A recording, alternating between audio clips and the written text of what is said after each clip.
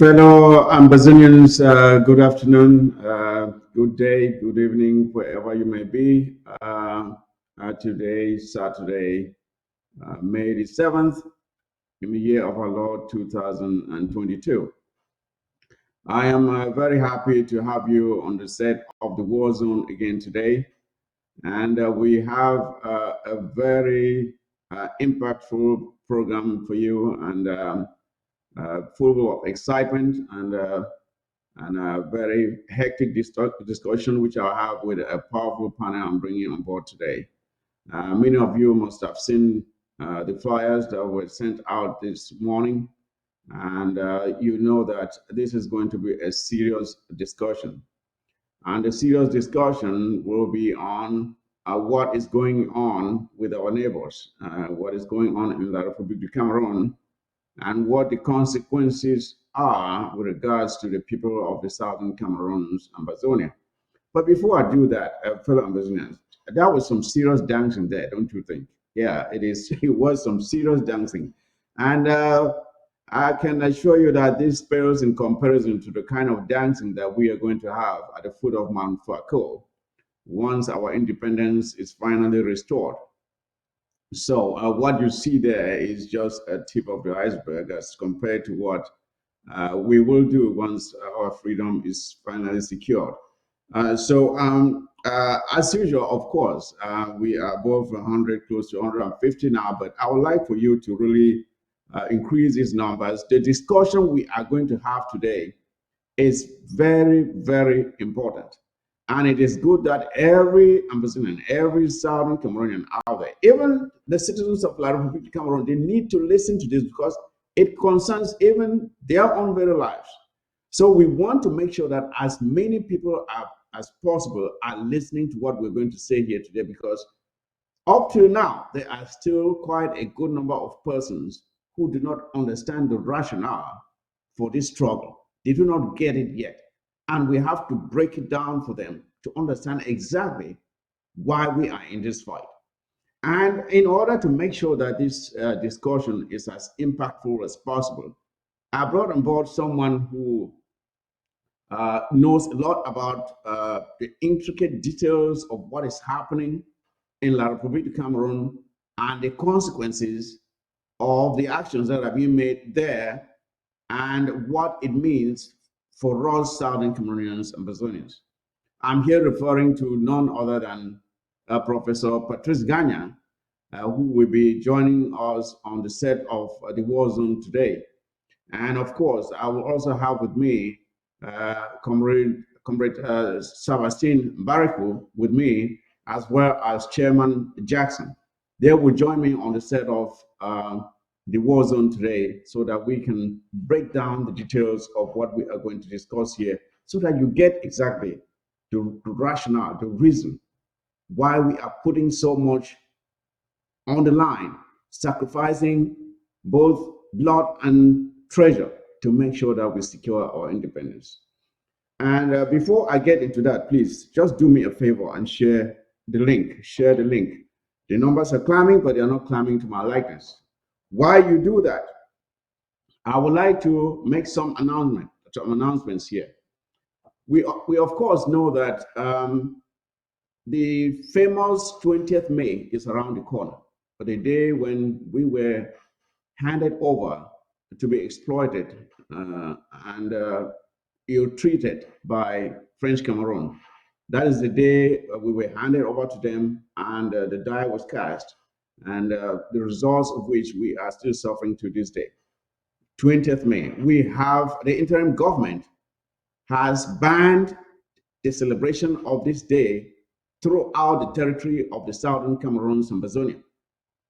And I'm just here reiterating the announcement which was made, I think, yesterday by the interim government that there will be no celebration of the 20th May anywhere within the territory of the Southern Cameroons and Amazonia. And I want to be very emphatic on this, that anyone who goes out there trying to celebrate this day is doing so at his or her own risk. There is going to be a 5-day lockdown prior to the day of the 20th, the 5 day prior, the Monday prior to the 20th, there's going to be a lockdown continuously up to the 20th of May of this year. No one is supposed to go out there to open a shop, to do any transaction. All cars on the road will be prohibited, except emergency vehicles like ambulances, or if you have to take someone to the hospital, you can indicate as such, and our restoration fighters will give you access. We care for the lives of our citizens. We don't want them to die because of the blocked roads. But if you have to take someone to the hospital, make sure you put out some signage on your vehicle indicating that you are an emergency vehicle. They will allow you access so you can take our patients to the hospital. But everything else will be ground to a halt. Everything else will be ground to a halt. Our citizens are therefore advised to make sure that they put every necessity, everything, all the needs that they will have to use for those days, they put them in stock and stay indoors. Do not allow yourselves to be victimized, because our restoration fighters will have no mercy on anyone who will try to violate this lockdown. The past 20th May and other days may have been taken for granted under the previous administration. But let me tell you this. There is a new sheriff in town now, and she is called Marietta Njoma. She speaks with a soft voice, but she's more poisonous than a viper. So do not dare her, because she has given the instructions to make sure that anyone who goes out there trying to violate this lockdown will pay the consequences. I cannot overemphasize this point. Now, on other matters, we have also had announced earlier, I think it was last week, that the award for the most productive fighting force will be given out this coming Thursday. That means the most productive fighting force trophy, which I presented to you last week. You saw it, and you saw it even, you've seen it several times, of course. It will be awarded on Thursday. And of course, this award carries an amount of 1 million amber. It carries a cash prize of 1 million amber. The first trophy was won by the Expendables of Ndian. They won the first edition of that trophy. And the second edition is coming up. Who is going to win it? We are yet to see. The actions that took place in April are the ones that will be evaluated, and the highest performing group on ground zero will win that trophy. I will look forward to seeing you on that day, so we can all hand over the trophy to the best performing group for that day. And of course, we too have seen the killings, the wanton killings of our people on ground zero, merciless killings. We still have more than 40 individuals who were picked up somewhere in Oku, and we still don't know their whereabouts. Just people who were coming back from a death celebration, and they were rounded up and carried away by the criminal soldiers of La Republique du Cameroon. As we speak right now, we don't know where they are. We still don't know where they are. These are 40 individuals we are talking about. They rounded up like chicken and carried away. And we continue to shine a light on their plight. And we are requesting that La Republique du Cameroon should release these people back to their families. They did nothing wrong. They were not carrying any weapons. They are not fighters. They're just coming back from a death celebration, and they were rounded up and taken away for no crime committed. So we are calling on these people to be released. They should be set free. It is not a crime to be an Amazonian, so they should be set free. And of course, we have heard also of somewhere in Oku still that the invading Bororos, who are hired by the colonial deal, of Ndu, that they are back again, burning houses, molesting old men and women, raping women, and looting property. This is not the first time that this is happening. And this impunity continues to happen without consequence. And we are telling the Bororos who are accomplices in this act that the days ahead, they are going to face the consequences for their actions. Our people have suffered enough. Our people have not done anything against the Bororos. And I do not understand why there is this frequent invasion into their premises, into their lives, and causing havoc and suffering of our people for no reason. So this has to stop. It has to end.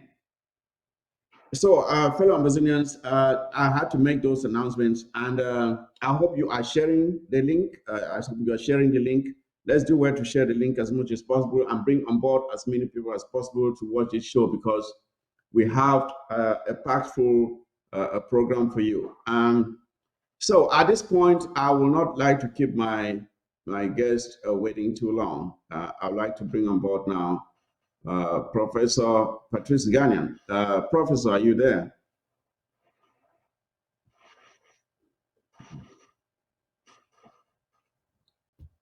Is Professor Patrice there? Okay. Yes, Good to yes, see I am. you. It's good to have you on the set of the War Zone. Don't let the name scare you, though. It's I had to give it something. So it's the War Zone. It mostly evaluates what's happening with the war between the Southern Cameroon, Amazonia, and La République du Cameroon. And then we Well, make thank you for commentary having me. and analysis of what's going on. So again, welcome to the set of the War Zone. Thank you Um, very much for having me. all right. I would like to also to bring on board Comrade Sebastien Mbariku. Comrade, are you there? Oh, yes, I'm here. Can you hear me? Yeah, I can hear you 5 on 5. Nice to see you too. You're looking good. Thank you. Nice seeing you Again, too. Nice meeting you, of Patrice. course. All right, all right. Nice to meet you here. And last but not least, Chairman Jackson. I see you. You're there too. So can you say what? Thank you. It's an honor to be sharing the same panel with Professor Nganang and my very able brother Sebastian. Okay, thank you again for coming on board. Yes, as I was saying, if you must have seen the flyers that were sent out, and the question is, what is cooking in La République du Cameroon? Is La République at the verge of an implosion?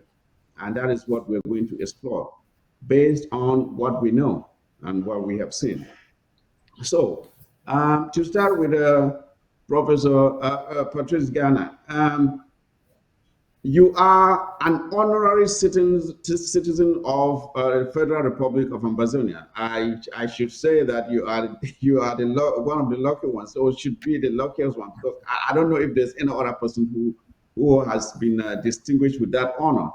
And at the end of this show, we will be able to say whether or not you are really the luckiest person, considering what a future awaits La République du Cameroon with regards to those who are poised to take leadership in that country, and to evaluate if there is any optimism with regards to what we expect from the new leadership, if there is any hope that things are going to change for the better. Because we already know that the country uh, is going down the drain and continues to go down the drain, and will even go further down the drain if the proposed leadership structure that we are seeing in place is actually maintained. So, what can you say about your honorary citizenship of the Federal Republic of Amazonia? Where does that place you, Professor What Patrice? what I'll say is, first of all, thank you for having me, and it is and it will always remain an honor for me to be amongst you. I call it my family. really, because as you well know, I was expelled from Cameroon. So, being stateless, I was lucky to have been welcomed into Okay. a new state. I'm still waiting for my passport, though. It is when I have my passport that will look Don't eye you to worry.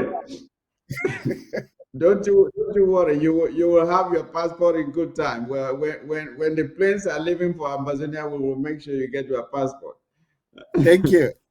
All right. Okay. Welcome again on the set of the war zone. Okay. Let's get into some serious discussions here. We have seen a country called La République du Cameroon where a leader who is visually, by all measures, mentally depleted. A leader who does not exist mentally, he does not know where he is at any given moment. The last images we saw was, I think, was 1/20th May, where he came out and he didn't even know that he had to wave to those who were at that event. And the wife had to go behind him and help him raise his hands up. I think the other time we saw was when he attended a sister's funeral or something, and he could barely walk, and he had to be assisted just to walk. At each time that we saw Paul Bear, you could see that he was gradually fading away. He was gradually fading away. So that is someone who is there visually, but he's not there mentally. So my question is this, and I would like all of you to take a jab at it. Is there really a leader in La République du Cameroon right now? Who is leading that country called La République du Cameroon? I'll give the pride of honor to you, Professor Patrice, and then my Comrade Sebastien and Chairman Jackson can give their own expressions of what they think. Is there really someone leading La République right now, and who is that person? I think most people agree that Cameroon, La République Cameroon, is now led by Ngongo. I think it is fair to say that if there is any sense of any leadership, I mean, administrative leadership, it will be Ngongo. But it is important for us, though, to never forget that we are talking about the puppet government there. It is, the most important decisions are not taken by the government itself. It is France that's behind it. So if we forget the bottom line of the structure of the leadership of La République Cameroon, one will be surprised. So even Gongo, if he's the one who is doing the running of the government, instead of Bia, clearly we don't have a situation of, let's say, Algeria or Zimbabwe, where one also had a leadership that was beyond the age of government. But yet it was in countries that I'm talking about Bouteflika and Mugabe, but it was in countries that India's structures were not puppet, countries. Cameroon is a puppet country, you see. So one cannot compare Cameroon with Algeria under Bouteflika at his later age, and under Zimbabwe under Mugabe, during, at the same moment, Yes. particularly because those two countries mastered, the basics of their own independence. Cameroon hasn't. Has never done Has never done that. So we therefore have a dual situation of a country that is being, monitored from behind. In essence, of a country that indeed doesn't even have a leadership. So that is the bottom line. Because if we have that as our understanding, we can also see the level of violence that is unleashed on other people. But I simply wanted to clarify that aspect. Okay, thank you, and I'll agree with you wholeheartedly that La Republic of Cameroon has never ever been truly independent, as we know independence to mean. And they are not alone, but of course, I think most French-speaking African countries are not truly independent, except recently, where some are beginning to break out in defiance, Mali. like Mali, and saying, no, we are not going to take this anymore. We understand that. So, Comrade Sebastien, do you have a different opinion as to who is leading La Republic right now?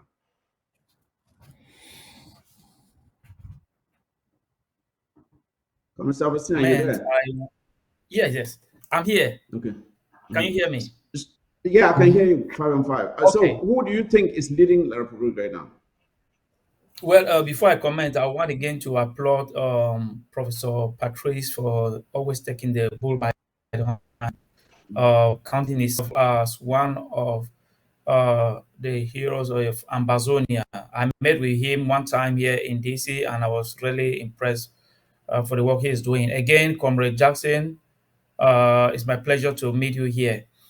I think, per your question, who is leading Cameroon now? I would agree with Prof that France is leading Cameroon, because I can imagine that Cameroon is ruled by a ghost ruler that we don't even know. So France is just behind everything, as everybody knows.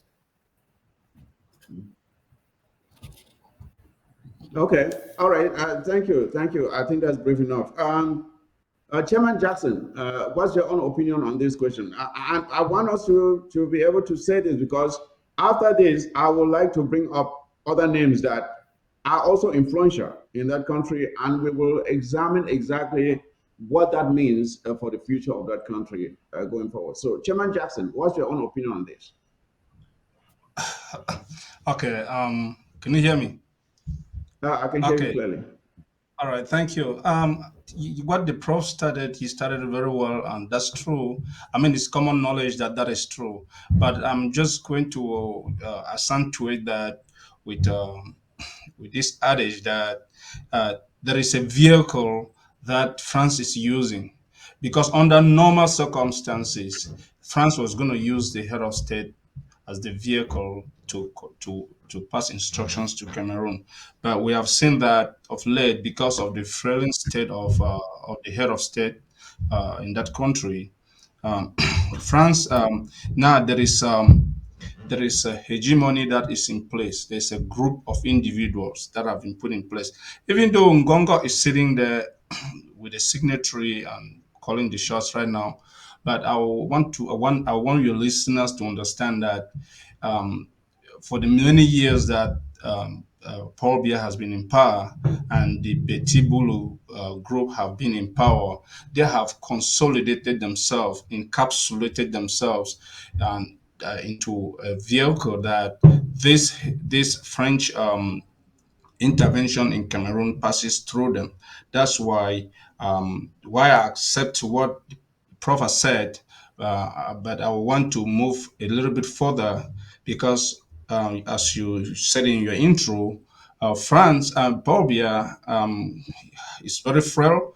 You also during the AFCON, he was unable to go downstairs to go and hand the cup. He had to take the cup up to him. Yeah, So yeah, that yeah. that's clear testimony of how frail he is. And biologically, when you get to a certain age, you understand that the neurons that you have they depreciate with age, and when you have advanced age, there are certain the other natural things that set in, like dementia, and I'm speaking from another background that will creep in. So these things will incapacitate his ability to lead a country that is in turmoil like Cameroon. So that's why France and those that are in place are using this opportunity now, because anything happens, they will blame Paul Biya. But Paul Biya is not even there to It's know not that there. me. He's So not these even people aware that of. Yeah. yes, these people that did the error, they continue to have the pass, because they are not being blamed. They are blaming somebody who does not even who is not aware that being blamed. Thank you. All right. Thank you very much. And to that, I would say we all know that Paul Biya is not made of steel. He will eventually fade away. He will eventually pass away. Now, we have Ngongo that is clearly identified as the face of, I think he was made vice president or something. So he is actually the one officially leading, but is he really the one leading? As you've already indicated, it is France leading because we know how powerful the ambassador of France is within the government of La République du Cameroon. But we cannot also ignore the influence of Paul Biya's wife, Chantal Biya, and Frank Biya. And of course, we are mentioning these individuals because we have seen them going around, especially Frank Biya. I think he has an organization called what, Frankist something, a Frankist movement that he's trying to bring.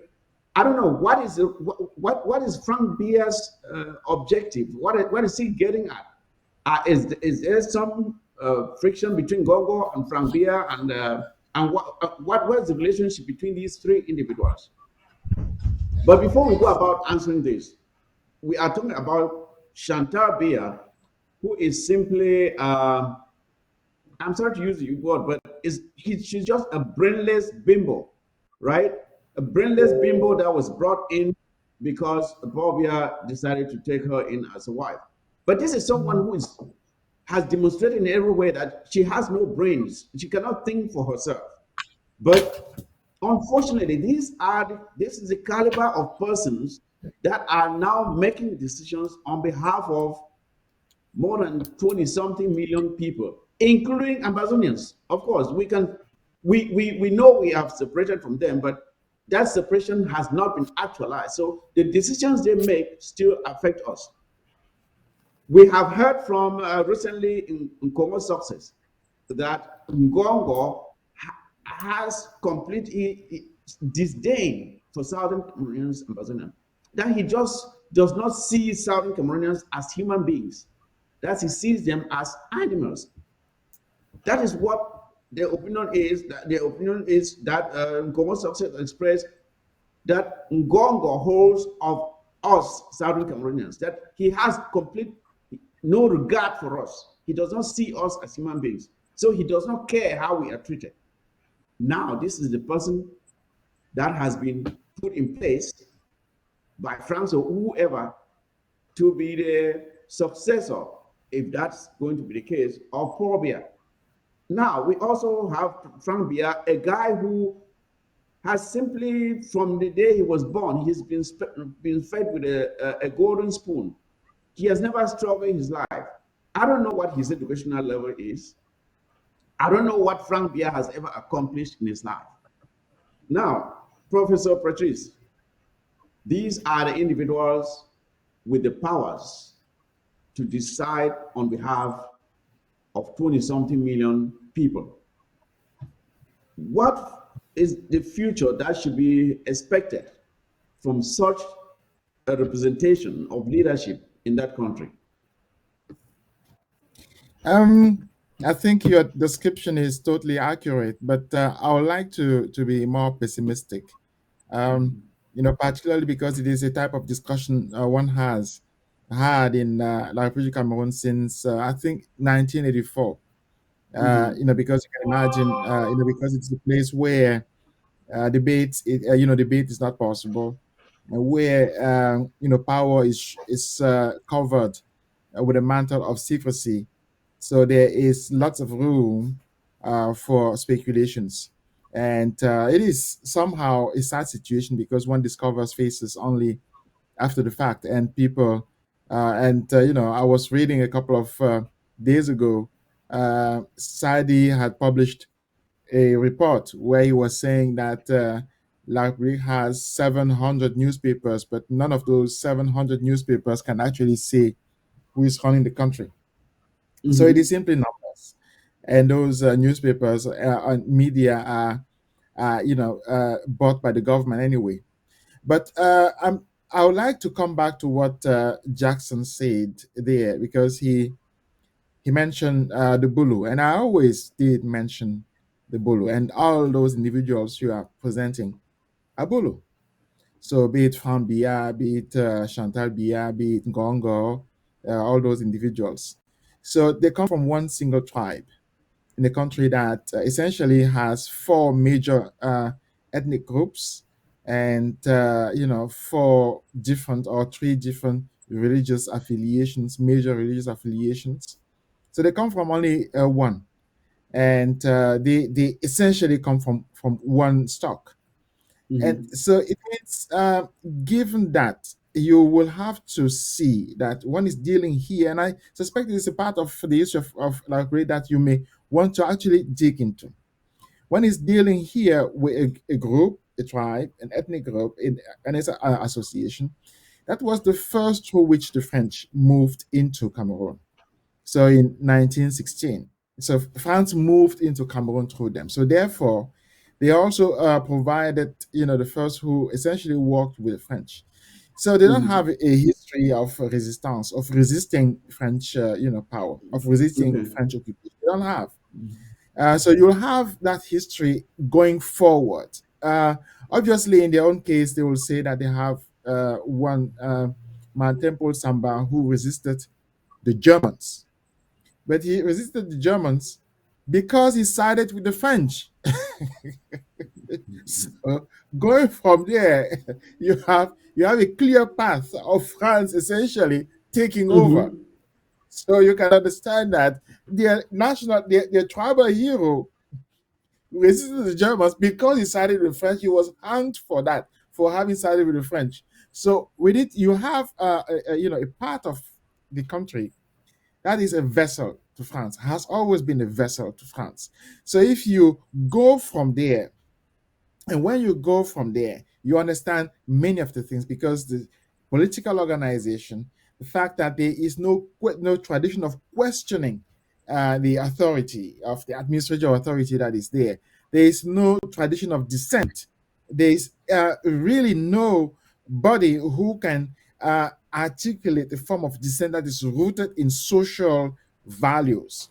So you may have lonesome individuals who pop out of nothing and express something that one will expect to be criticism, but at the end of the day, it's not criticism, because after 6 months or something, they are bought over. So and one realizes that what they were essentially doing was to sell themselves, was to to essentially blackmail their grand frère who is in power to have access to power. So one is talking about a group that is used to serving the French, that is used to blackmailing power to have access to it, and for which dissent is indeed a form of blackmail. So with it, I think it's important to look at the social group and as an entity. So I'll stop here because somebody is knocking at my door, and please let me solve that. Maybe somebody else can. Okay. Okay, that's okay. That's okay. All right. That's fine. Why you situate yourself? Let me get Chairman Jackson. I want us to really narrow down to these individuals and the ramifications that placing the leadership, like Professor Patrice has clearly said, that the Beli Butu, what are the Beli Bulu people? They have no history of resistance against the French. Therefore, anytime someone comes up to oppose the sitting leader, it is not because they want true change, but rather because they too want to have something or a seat at the table. And once they have a seat at the table, they turn right back to the very French that are responsible for the situation going on in the country. And I think we have seen this many times with all these political leaders who come up every now and then. I think Cameroon has more than 100 and something political parties, if I'm not mistaken, maybe 200 even. So, how does one who wants to see, and that's a clear demonstration of the lack of patriotism. That means they are really not patriotic enough to fight for the country that they ought to love. But every person is trying to get something for themselves. Given these people that we have mentioned, be it Frank Biya, we don't expect anything good from Frank Biya anywhere. We don't expect anything good from, not to talk of Chantal Biya, who has no brains. So, what is really going on in the minds of the citizens of La République du Cameroon? What can explain the dormancy? What can explain this level of just mental, like it's like their brains are frozen in place. They are not able to behave or to act against these bad practices by their leaders. Chairman Jackson, can you take on that? Okay. Thank you. Let me say this before I go to your question. That you mentioned Frank Biya that he has not achieved. No, that man has achieved so much in that country. You may realize that he is maybe one of the most prosperous individuals dealing with forestry and timber. So he has successfully destroyed most of those trees that they can date more than 100 years old. Chairman Yes. Jackson, that's not what I consider an achievement. I Well, don't call that an achievement. That's why I said so. yeah, I understand. I'm being Uh, sarcastic. okay, So, okay. yeah, so yeah, those are some of the achievements that he has acquired. But then going back to the resistance and the mindset, yeah, Cameroon is not different from any French African country. And that's why I applaud the minds of Professor Patrice Nganang because they are able to step out of the bubble and see things for themselves.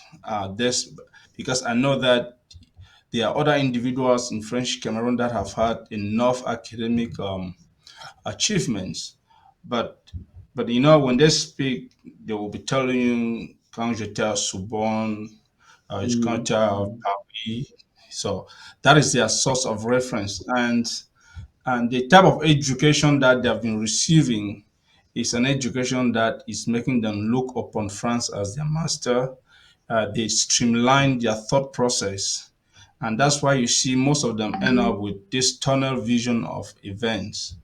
And I think it is getting to a point where these individuals that are leading the country, because when you call Frank Bia, you call the wife, she's just a wife.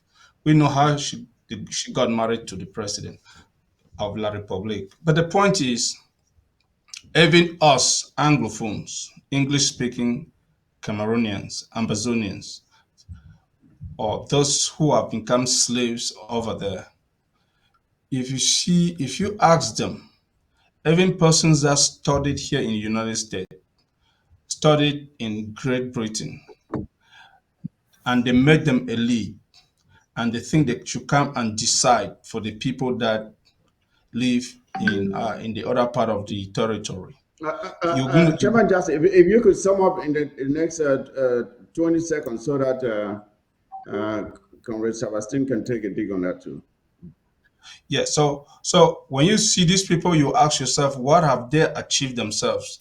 Because they keep doing the same thing and thinking that because they are the elite, so Mhm. they have the right to just come and impose because they're following the Jacobin type of government that is coming from France that they have been introduced to. Thank you. Okay, yeah. What I like Comrade Sebastien to take on is this. When I see La République Cameroon, I imagine a boat that is going downstream, full of passengers, and this boat is going downstream, and there's a waterfall downstream, and they are quite aware of it. But every person just feels oblivious. That is, they feel like they've been um, dropped, so that they become now very unconcerned about the fact that there's a waterfall downstream, and they will suddenly go down this waterfall and die. But nobody is doing anything to avoid this waterfall. They're just sitting there transfixed in position. So my question is this: what can explain this docile attitude of the people of La République du Cameroon against the what is certain to be a very bleak future? Comrade Sebastien. Thanks again. I think there is something going on. I think we mentioned the Betis Pulus. I think I can describe this group of people like dogs, like barking dogs. Like when a dog is barking, you just throw a bone. That's Mhm. all. The dog forgets about what it was barking or forgets about the problem. I don't actually know what is going on with our brothers from side because it's really absurd. It's funny that um, you see a boat like you describe it going down into the waterfall and you still sit in that boat. I don't know. For the case of Frank Bia, I think he is pushed by France probably to get what happened in the Democratic Republic and what just happened in Gabon. Mhm. For Ngongo, I think he should be pushing to become president. And trust me, it is going to, should in case Bia is not there tomorrow, it is going to be very, very difficult in La Republic because um, the Northerners have always been in power and they still want to be in power. The Bamilikis are there; they want to be in power, and coupled to our issue, we just want to be part of them. So that boat is not only going to get into the waterfall, but it's going to get into the waterfall and sink. So Mhm. I mean, I don't understand the IQ of francophones because it's really, really to me, I would call it as a disgrace for people to see what is happening and they don't keep out of it. So it's really we just watching and seeing some of these people. Again, let me make a point here. Um, I one problem that is happening in La Republic du Cameroon is that they are divided. Like they are divided more than they say Ambazonians are divided. We are not divided. The division that is in La Republic du Cameroon is hell. I will testify what happened a few weeks ago. Somebody contacted us from La Republic du Cameroon that they were going to come and see us Ambazonians to have a talk. And before you know, they died down again. That was the second attempt. Before you know, it died down after the TPS was announced. That is what Mhm. has been happening. That thing happened earlier. That same group of people contacted us that they were going to come and meet us and Barcelona leaders to talk. They asked me to form a group. I said I was not in the position to form a team to come and talk. Mhm. I sent that message to the appropriate quarters. The guy Mhm. later on came to me and said, "Oh, La Republic is too divided. Ngongo wants something else. The prime minister wants something else. Ayolo, or how do they call him, wants something else. The presidency wants something else. And, at the end of the day, nothing happened. So the division they have is more than we can tell. So if BI is not there, And France will not. Comrade 17, just hold on the division. We are going to get into the various regional dichotomy that is going on in the Republic. We will get to that. But what I would like to say is this. I have looked at the situation in the Republic of Cameroon where people stand in lines just to draw water from a well. We're talking about a well, not a pipe-borne water. It's like going back to the medieval days when people were drawing water from a well. That is the situation in the Republic right now. There's trash everywhere. Nobody's picking it up because the workers are not being paid. You see people opening those who even have pipe on water in their houses, they open the tap and it's brown water coming out of it. I think I have there's always there's no steady electricity. The internet is basically is barely existing. The health infrastructure is abysmal. There is endemic corruption. And even the health system is corrupt. The educational system is corrupt where you can buy grades. That's what's happening. Uh, the future is so bleak and hopeless. And yet, these people are just going about their business. It's as if I explain it in this way. That is due to two things: alcoholism and religious fanaticism. Alcoholism, because the situation in La Republique right now, and by extension to the southern Cameroons, I must say, is one where it is he that is able to hold a bottle of beer that can say, okay, I'm living a good life. If you are sitting in your house and the roof is leaking, as long as you're able to have a bottle of beer in your hand, at least Life is good. At least, worst case, I have a beer. If you lose someone due to poor health infrastructure, at least, and you're able to have a beer, at least I have. That is, life has been simplified to your ability to hold a bottle of beer.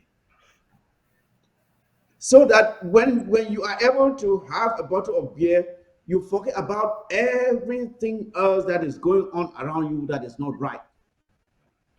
You want to hold your politician accountable. When he comes to you and buys you beer, you clap for him and you say, oh, you are the best. I saw a video recently of a mayor, I think it was Yaoundé 102, who bought a Rolls Royce. He bought a Rolls Royce and he brought it to his office.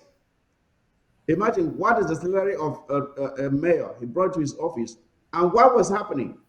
He didn't just bring it to his office, but he was visually drunk at the office with a bottle of beer right there at the office. And you know what? Nothing happens to him.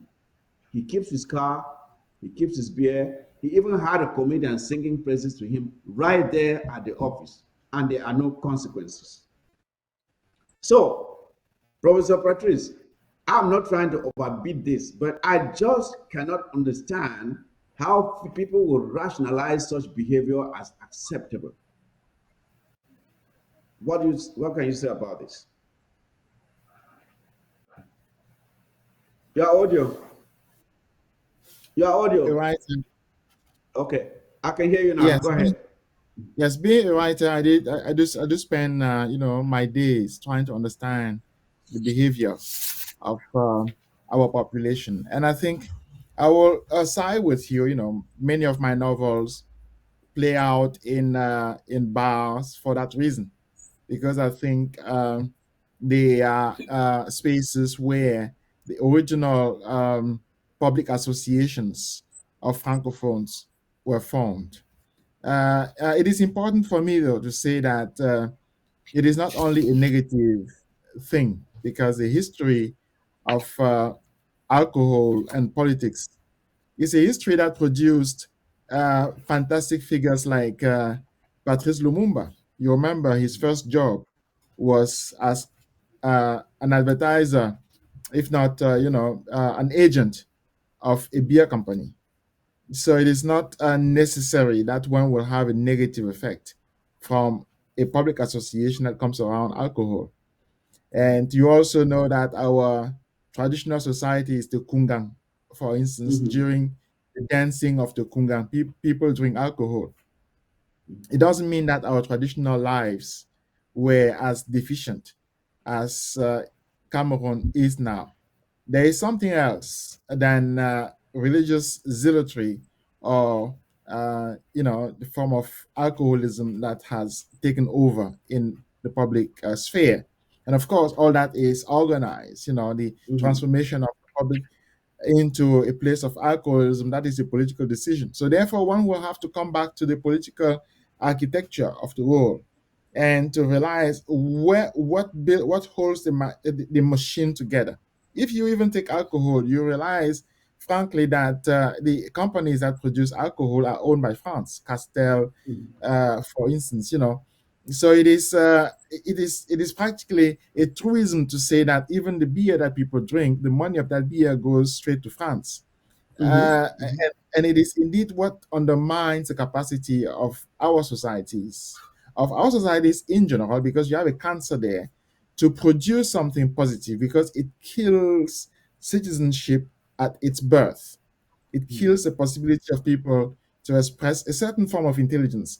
I started with presenting, let's say, the landscape of how France moved into that area, and presenting a population, and we are talking about 3 regions, really, that never expressed a form of dissent, and a population for which dissent was actually siding with the French. It wasn't Mm-hmm. dissent siding with oneself. It was actually taking the side of a French in an argument that was called World War One. You see, so you can even move forward. You will come to Yaoundé. You will see the first Charles Tangana, who stands up as somebody who had a personality that could have people align around him. he was essentially a turncoat. So he was for the Germans, and then he sided with the French. So with it, you lack a fundamental possibility of dissent. Dissent is, in my sense, not saying no. It is going back to the roots of one's self-understanding to construct something that is ethically acceptable for everybody, to make society possible, where, for instance, corruption will not even be on the table, where the use of public funds for personal gains will not be on the table, where the destruction of public goods, when one knows exactly that it is public good, will not be on the table. Those specific examples you mentioned, they are only possible because the fabric of society has been destroyed. So with it, there is very little room for the constitution of something positive.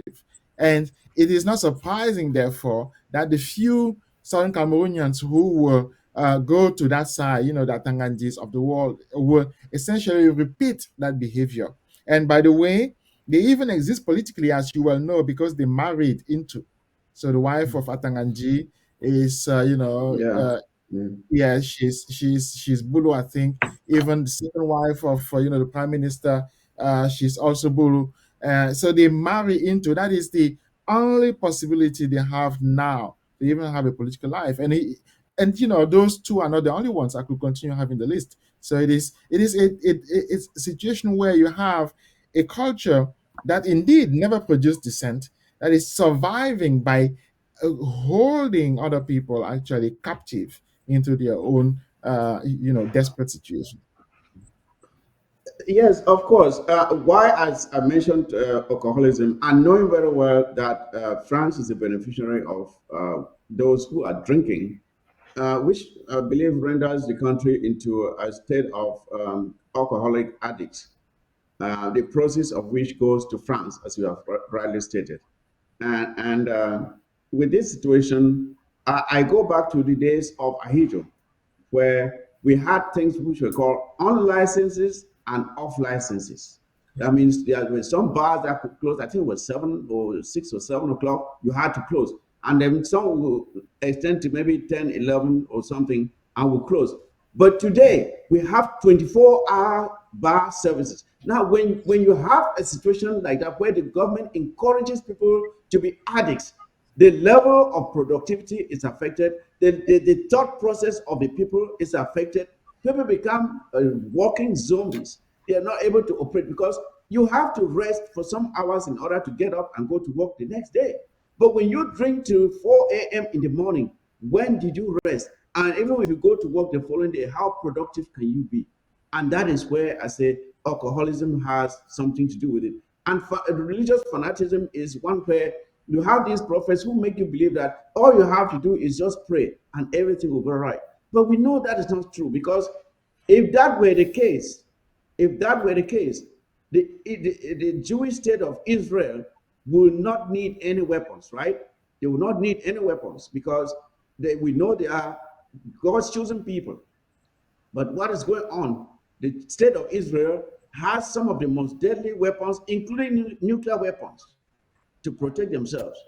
They have an economy which they struggle to uphold. So we have a false notion of what religion is, fused with this tendency for people to drink themselves into a stupor without consequences, because there's no regulation. It allows now for a situation whereby people cannot even think to their maximum thought process. Comrade Sebastien, your take on this, please. Oh yeah, I think that is a weakness the Cameroon government has taken advantage on La Republic or French Cameroonians, because they have realized that when you drink, you don't think, and they have just like giving it a laissez-faire, like you can drink as much as you want. Because I was in Yaoundé, I've lived in La Republic for a while. I think I see people. You can even in La Republic, you can even drink. You can drink, drive. It's nobody's problem. Even police officers, they drink in the street. They drink in their offices. Can you imagine that? How can a country operate when when civil servants drink. Teachers, it's just like teachers can even drink in classrooms. That is nobody's problem. So I think the government in a failing country or a country that is undergoing decay, everybody is doing what they can. Like you mentioned, somebody bought a mayor bought a restaurant and brought to the office. The country is decaying, just like a house that is decaying. People are stealing.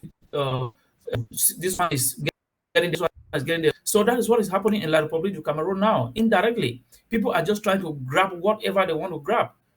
You know, that is what is happening. And then for the alcoholism, like I was saying, it is legal. I think there's no illegality with alcoholism in Cameroon, because if you can imagine a mayor taking beer to the office, I mean, what do you expect? La Republic realized that when it allow its citizens to drink, they're going to forget. They're going to forget about whoever is up there, and life is going to move on. And trust me, it has happened. It has become a phenomenon that even if they push the local branded beer to even 2,000, which is equivalent to about $4, $4 US, people will still buy because they have developed a habit that they cannot live without that beer. So I think that one is a win uh, on Cameroonians from their so-called government or something. So they have really, yeah, Yeah, it's. I'll even go a step to say that the government encourages that because it gives them, it makes the people docile, so you won't bother them. You don't have to worry about the exactly, political situation. You don't have to worry about the bad roads. You don't have to worry about anything because you're having your beer. So the government encourages it. That's why there's no regulation of the consumption of alcohol, including the very people who are supposed to maintain that law and order. The law enforcement officers are are the ones abusing the alcohol even the most because you see law enforcement officers at checkpoints being bribed with alcohol and they sit there drinking and they get drunk and they fight. They fight amongst themselves while on duty. Chairman Jackson, I would like for you to take a dig at this and let's go to the next topic, which is the regional dichotomy in La Republique du Cameroon. Okay. So let's look at this. Um, alcohol. Alcohol is going to give you falsehood. The church, as you rightly said, the church is going to give you falsehood. You combine alcohol, you combine the church. That is double jeopardy. This is the weight on which these people are sitting on. It is terrible. Okay, let me highlight it in another way. People in Cameroon do not have the GPS we have as we use in the Western world that often. Do you know what they use? They use bars. bars and churches for direction. That's very, yeah, Yes. That's a new one right there. I yeah, learned yeah, something yeah. new today.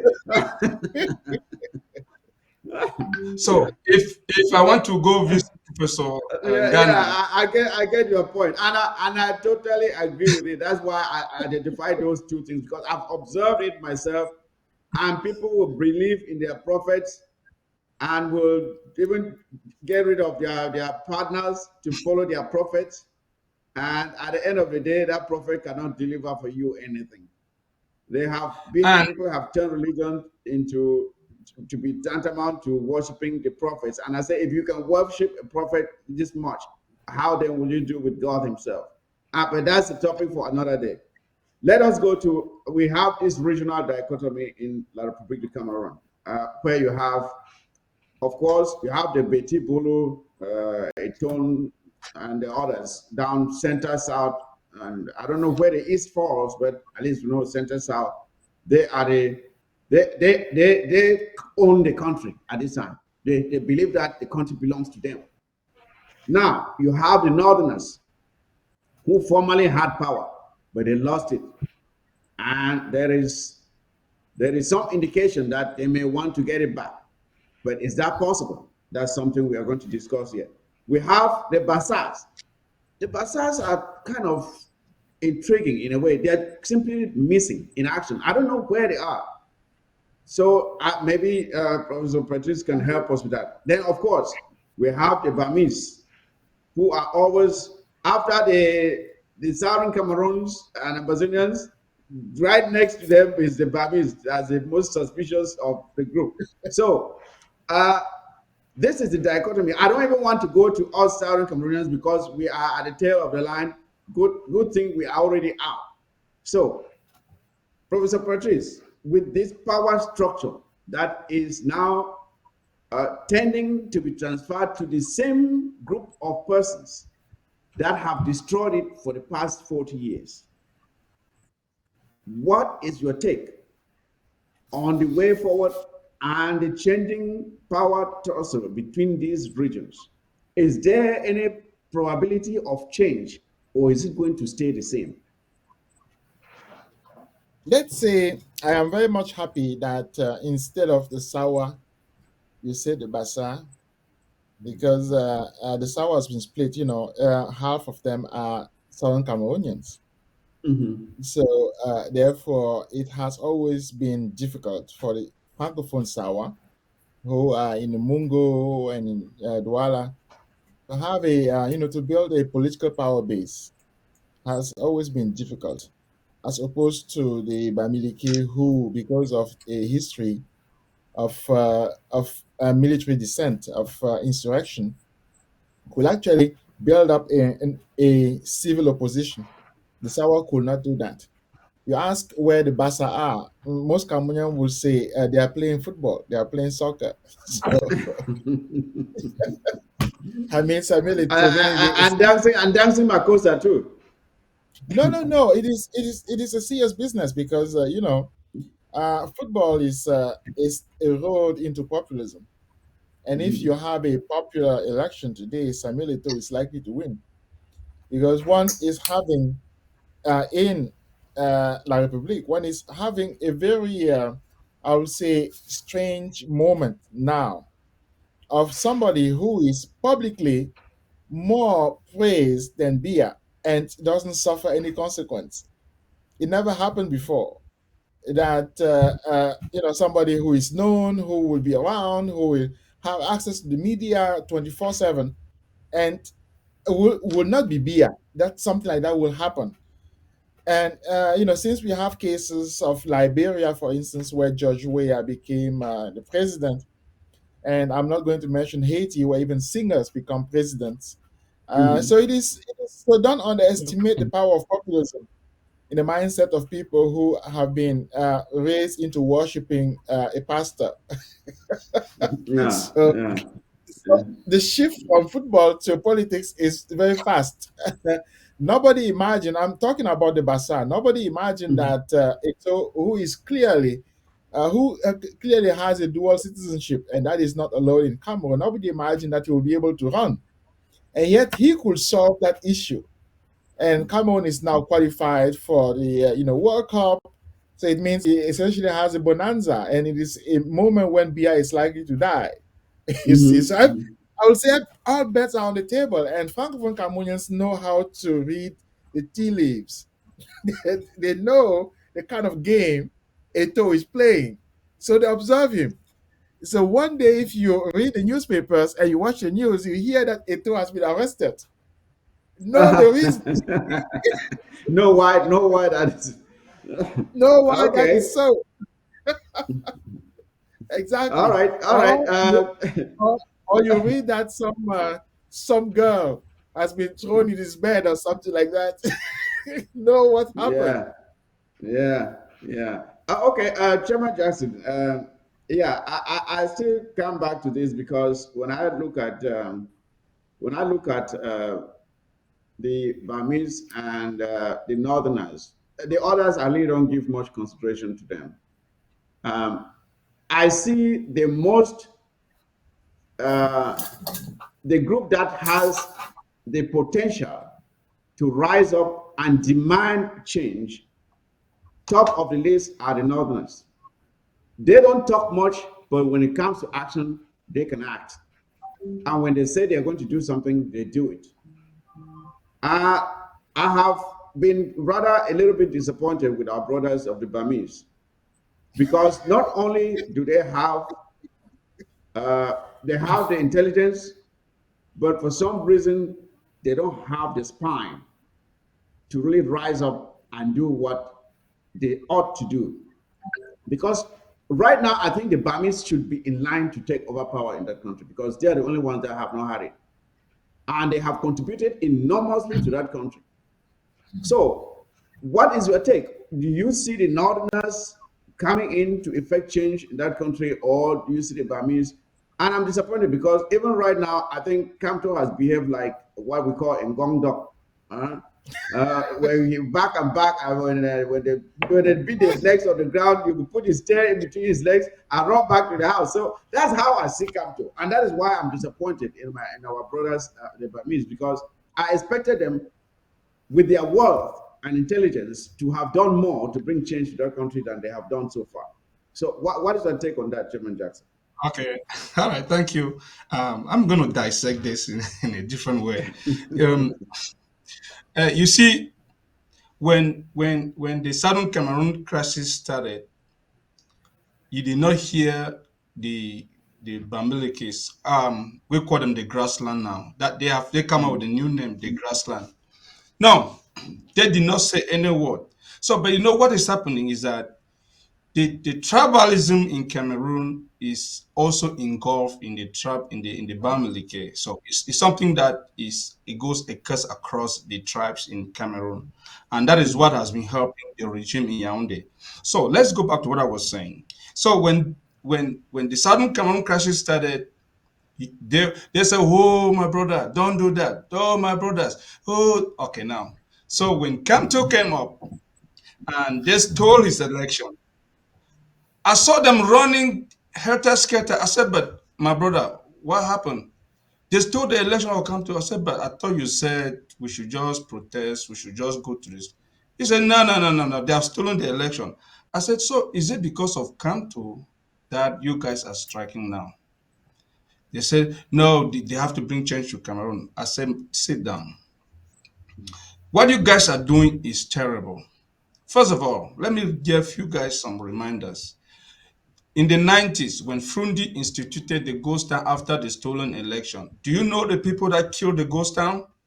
It was the Bamili case. And they had one interest in them. It was their businesses. Business, yeah. Until now, they saw that one of theirs, Kanto, has come up. They flocked, they ran behind him. Until Kanto has disappointed them. He's hiding somewhere in Santa Barbara in Yaoundé, eating with the bulos and the people.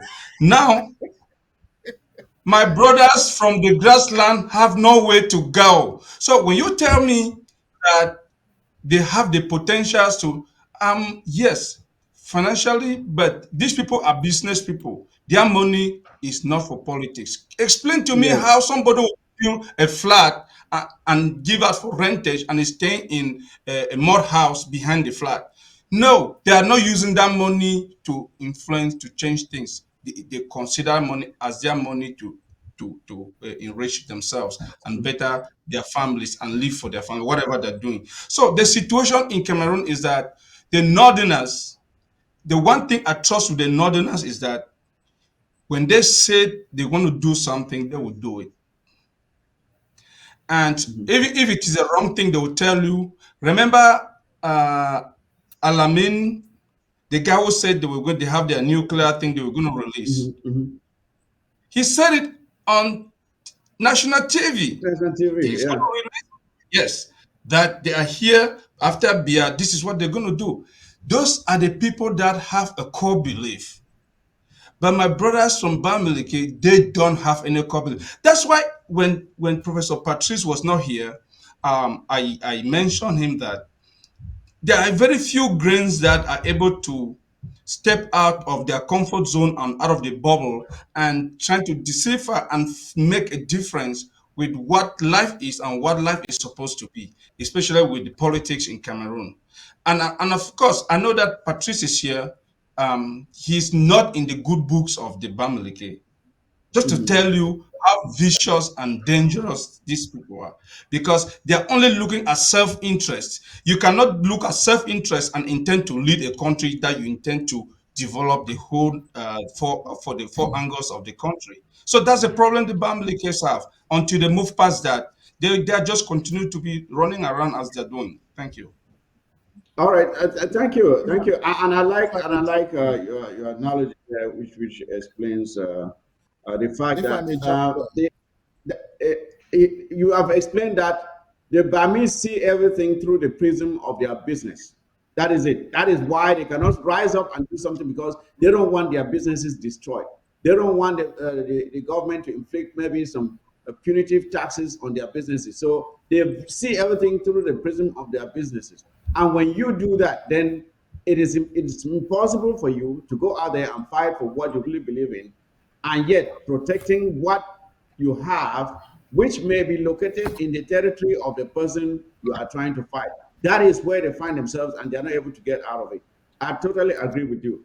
if I may jump there, I think I will Okay, rub go ahead. I'll rub some minutes from Sebastian. I think you will not be understandable if Bamileke is here with us. All right, Sebastien, if you Because don't mind, defending let's himself, go for some. Mhm. even my mother will say, "What is that?" No, I think I'm not going to elaborate on what I call Bamiphobia, which I think is a cancer, because obviously Southern Cameroonians and Bamileke, that's the same people. Mhm. So Yeah, we have yeah, different cultures. True. So That's if true. you go to if you go to Bamenda Santa and you go to Bangante or Bafusam, you will see it's the same people. You see, so yeah. we were Mhm. split by colonialism.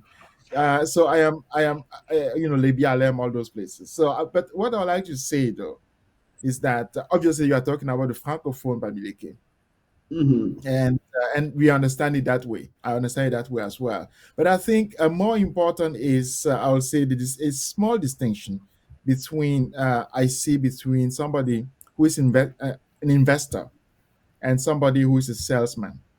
And an investor actually needs only $1, and that investor can transform that $1 into 1 billion. Mhm. Because of the way that investor looks at things. Mhm. So the person who has created a bank and the person who is running a bank, these are two different types of individuals. The person who has created a bank is not necessarily very rich, but the person who is running a bank is likely to be rich, and that person is likely to be, to look at sense as well. But the person who created it is somebody who takes risks. It is a risk taker. And what one is talking about there is two different mindsets. You have the mindset of a risk taker, and that mindset you will have amongst the Northerners easily. You can call it even zealotry, political zealotry, because they know exactly that they have something to win. Let me give you an example. They are in the specific case of investing now. Since 2002, you did not have any political candidate during all the presidential elections we had, but one coming from the north. Only one. They decided amongst themselves that they will run only one candidate, Gaga Okay. Haman Aji. That is investment. They know themselves that they're investing in the future. Not Usman May. His father was minister, not him. I'm talking about Mhm. the Northerners deciding that they will invest only, that they will decide willingly to run zero candidates. And to be able to cover their ass, they will simply use one candidate as a toy, Gaga Haman Aji. They have been doing it since 2002. And for those of you who are my age, you know yourself that the three regions of the north, back then they were only one region. And if you run Mhm. back into the history, of Francophone Cameroon, which I'm afraid to say most Southern Cameroonians don't do, you will see that the Northerners always voted as a bloc, 100% since the creation of what is called Cameroon Now. They always, when there was Mhm. a vote, they always voted as a bloc, and they always needed one specific group to have the majority in Cameroon in general. And that group is not the Bamileke, that group is the Bamoun. And you will see yourself that Ndamjoya behaved or UDC behaved exactly as the party that it is. It is a party in waiting for a majority coming from the north. So he's simply keeping a seat warm. His wife is doing the same now, keeping a seat warm to have the majority coming from the north, to take over. So I'm saying that is the mindset of somebody who is investing, because that person knows his assets. The assets is that they know that they vote in block, 100%. There is never a group that runs against their majority coming from the north. Even the small group of the Tupuri, that's called the Tupuri, which Kamto is trying to turn over, the group that was behind Dakole Daisala during the 90s, even that group, when the vote of the north comes, they coalesce and they vote together. So with it, you can actually say that you have investors. They have invested since 2002 into gaining power, and they know that to do that, they have to essentially not do anything. They have to do not, which is a politics that they are doing all along. So the Bamileke, Professor Patrice, please, okay. I would like to finish that thought along the line of investment. The point of view of somebody who is an investor, and the point of view of somebody who is a commerçant, who is a salesman. So the Bamileke, somebody like Kamto, he's a salesman. He's there simply to win a small thing, and he will be very much happy with it. And his own people will be happy with whatever he can get. That is that with such a mentality, he will even amongst the Bamileke themselves, he will never win any majority. And I'm going to be quite concrete there. He will never win a majority amongst the Bamileke who speaks English, Bamenda, etc. He will never win a majority there. He will not win a majority amongst the Bamileke who speaks French, who are Bangante. I am Bangante myself. Even in Bangante, he will not win, because people understand that he's not an investor. He's a salesman. Yeah. Okay. Yeah, and I say this because when we look at this reality which is facing us, of the potential that, I strongly believe that power will remain down center south region. So my question is, Comrade Sebastien, do you see a peaceful transfer of power, taking into consideration everything we have talked about, what Professor Patrice has said, what Chairman Jackson has said? Do you see a peaceful transfer of power? If not, where do you think the resistance will come from? So we have a resistance, of course, but it is not based on the internal politics of La République du Cameroon. It is something different. So do you see a peaceful transfer within La République du Cameroon once Pobia's demise is announced, within the various regions? Will it stay down the south? Will it go to the north? Are the families going to finally rise up? What do you see?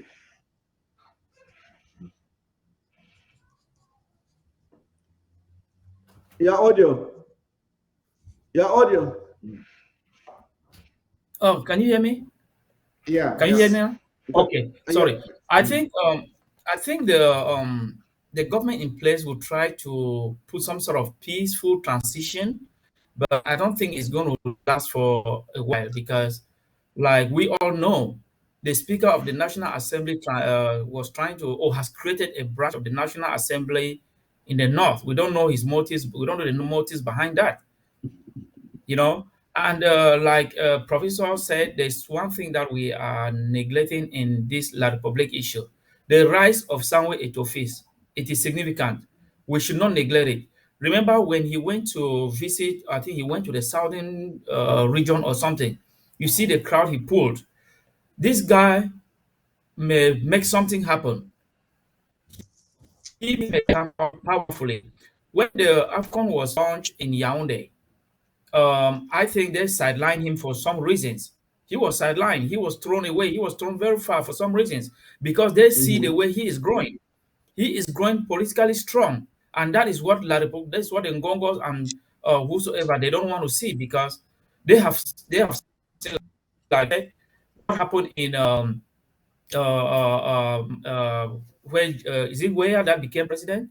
They have seen all those things, and they think Samuel Eto'o, if you go to social media, if you see what these guys are writing, if you see what the young people are writing, they are looking at Samuel Eto'o to come in as president. They say, oh, if we can have five Samuel Eto'o, Cameroon is going to change. What does that mean? It means if Samuel Eto'o goes in and say, oh, I want to be president of Cameroon, everybody is going to fall under him. And that is reality. So we should Okay. not neglect when it comes to Yeah, this. along that line of thought let's assume that Samuel Eto'o is the odd joker that we the Republic didn't see coming, right? Okay, what is the path in to power for Samuel Eto'o, given that he does not control the military, and we know that there is nothing in the Republic of Cameroon called free and fair elections? How does he get in? What's the path in for him? Chairman Jackson. Can I come in before Chairman Jackson comes? Okay. You do that before he comes in. Yeah, I think there's a film that is going on with these French colonies. If France identifies somebody, a potential person that is capable of resolving, like they say, Anglophone problem, if they see a potential candidate that is going to come up that is going to make the country stable and still protect their interests, they will do nothing but push that person to power. I just think if Samuel Eto'o complies with France and say, oh, I can do this, he is going to come up. He is going to come up. That is what is happening in most of these African countries. If they see somebody that will come up and change things, if, for instance, if our issue was not there, if we are not cut off, and Eto'o comes in, I think 99% of Southern Cameroon are going to put their support to Eto'o. So, I mean, it is just because we cut off already that is going to be a little tricky. But if France or if Eto'o corners France, if I come in, all these things and the youths are behind me, trust me, Eto'o is going to pick up. Okay, let's assume that France is able to lean on the powers that be, the Ngongos and the who. Frambia is pretty much a non-entity. He's not an existent person because he is only riding on the cloud that his father gave him. I know whatever Timber is doing there is because his father was president, right? Or else, what has he done to deserve whatever he has? So I really don't consider him much. I think the major resistance may come from Gongo because he has been in there. He knows how things work. He may have some close collaboration or relationship with some of the generals that he could have some influence there. I still think it was going to be a bit tough for these people to give up power. But Chairman Jackson, what's your take on this? That's why I wanted us to talk about this thing, because I want us to really think through and see what lies ahead. And after this, when we're done, we have to analyze what significance it has for us Southern Cameroonians. But we'll soon get to that. Your thoughts first. Okay. If there's going to be a smooth transition in Cameroon, Cameroon being what it is, you really want me to answer that question? If we ask you some 20 years, 30 years ago that Pobia is going to rule Cameroon for 49 years. Is it 39? Yes, 39. We're getting to 40. Who was going to say yes? So the Cameroon that we have is very, very unpredictable. Unpredictable in the sense that nothing is certain. You actually mentioned that uh, because of how they were ruled, they don't have the spine to stand up. Remember, when Metron Doki and the rest were shot in Douala during the march, you saw how young men, because of tear gas that the boys in Bamenda would pick and throw back at the police. You saw how those young guys were running over a woman that was already on the floor because of a tear gas. That tells you, it tells you the mindset of the people that you are looking for to have a change. Okay? So now, I just brought that to highlight. Let me finish. Now, uh, you know, Samuel Eto'o, if you follow the elections in Fekafo, the only reason Samuel Eto'o won was because he was smart. He already called for popular uprising. If anybody was following, he already said, there was an expression in French, lancez-moi d'ordre, something like that. Those guys are going to come out. The people understood that language. So now what I'm saying is, in the transition of power, they might like it to do a transition, not because they want it, but because they have no choice. They gave the Fekafo president to it, not because they like it, they want it, but because they had no choice. So the transition in Cameroon, if it comes to uprising, military uprising, for now is a little bit doubtful because the Cameroon government has given a very good package to the military. They are even when you grew up during our days, during the salaries, the salary cuts, the devaluation, the military salaries were not touched. It was not a mistake. It wasn't a mistake in the early 90s. You what they were doing. So when you talk of a transition in Cameroon, yes, it might happen smoothly.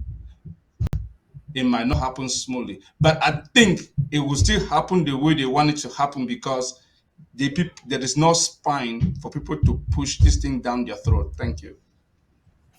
I will agree with you. I will agree with you because I have looked at these people, the way they have behaved, the way they behave. Even the Northerners who come out and make all those threats, I don't see anything much coming from there. I think this whatever transition the Frank has put in place or will put in place will happen without any resistance. The only people, if we Southern Cameroons were still with La Republique, that is where they would have had trouble. But we are not with them. So they can ride smooth and free now. There's no Bamenda there to come in and cause any more chaos. They are free to do whatever they want. So I believe, I agree with you that whatever transition, though I'm going ahead of my next question, is La République de Cameroon at the verge of an implosion? Is it at the verge of any implosion? Will there be any implosion? I mean, politically, not economically or social wise, because there's been an implosion there for quite a long time now. They already exploded a long time ago. I'm talking about a political implosion. Is La République de Cameroon at the verge of an implosion? Professor Patrice. The La République du Cameroon lives off southern Cameroons because it lives off oil. After all, you have, in Limbe. So that is where the blood comes from. That's where the stamina comes from. That's where the ruling tribe gets its money from. So during 5 years, Southern Cameroons actually made it difficult for that oil to be tapped into. So therefore, you had all those price hikes. It was before the global price hike. But what I'm trying to say is that so far, one has created a situation of unrest and somehow a stalemate. Understandably, everybody will say a stalemate cannot continue, but the continuation of it depends on the two sides. On the one side, the Francophone, the Bulu specifically, and on the other side, the side that is more important to me is the Amazonians. So is Cameroon on the verge of implosion? It is because of the Amazonians. It's because they made it difficult for the ruling tribe to tap into that oil. So that's why you have all those problems in Francophone Cameroon. There's no real source of cash apart from taxes that they can count on to have the economy running. So if you make it difficult to have access to the oil, you have actually essentially killed Cameroon. But now the problem is now two. Number one is the ambas made it difficult for people to go and vote. So all the things we're talking about exclude the ambas because since the beginning of the war, there has been no vote. Essentially, ambas did not vote in no election. So they are essentially out of the electoral system. And we understand that AMBA land cannot stay out of the electoral system forever. So a decision has to be taken at a certain point. You say, okay, let us cut it definitely. So that is what happened now. That's what I call stalemate, because you haven't voted at all. You haven't voted for the presidential. You haven't voted for the so-called parliamentary. as a parliamentary election. You did not vote 100%, and it cannot continue endlessly. The second possibility is for Ambas to actually draw the conclusion everybody is expecting. It is, you've acted negatively, you are not going to vote. Now act positively. And I would say, move to Nigeria, have a strong alliance, and come back. Finish the job. That's the only thing I would say. Because an endless stalemate, which is de facto not voting, that's a negative decision. It is, you have simply taken a negative act. Cutting the blood, or the stream into money of the Bulu clique, of that of that gang we are talking about, cutting their money, that is also a negative act. But now you have to possess the oil. You see, you have to possess your political voice as well, and you have to find a way to articulate that freely in a positive way, because so far it is negatively. You are simply stopping the bloodshed, you are stopping the corruption, you are stopping the stealing, you are stopping the bully gang coming to Limbe to tap into your oil. But now it seems to me one has to find a way to open a new chapter, to essentially have Nigeria be a major player in in making sure that your voice is positively articulated. That's what I want to say. Oh, okay. Okay. Thank you for that opinion, Professor Patrice. Comrade Sebastien, let's not take too long on this topic. Is La République du Cameroon at the verge of an implosion? I want us to finish this quickly, so we go to an analysis of what, as Professor Patrice already was trying to do, about the ramifications or lack thereof on us Southern Cameroonians. What do you think? Is there the possibility of any implosion politically within La République? I think I will tell you yes. From the discussions and from the intel I'm getting, it's going to be rough, and it's just probably going to be in few months. It's going to be rough because I can see, like I said, there's a lot of vision, there's a lot of chaos going in their circles, in their inner circles. There's a lot going on, and they cannot even handle it. Don't mind the pretense they go out there and do that, or everything is going to be okay. It's going to be rough in La Republique once this guy closes his eyes. And where will this roughness come from? Who is going to bring about the roughness? Well, I think a lot of things are going on in the background. What I from the intelligence I got, a lot of things are going on in the background from different camps. Like I said, the Northerners are planning something big. Okay. The Northerners are planning something big. Eto is planning his own side, planning to come in as the president of Cameroon, of La Republique du Cameroon. Kanto is there too. Remember, at one time, Kanto said he wanted us Southern Cameroonians to pour our support to him so that he can win the election. And what, and yeah, that's what he said.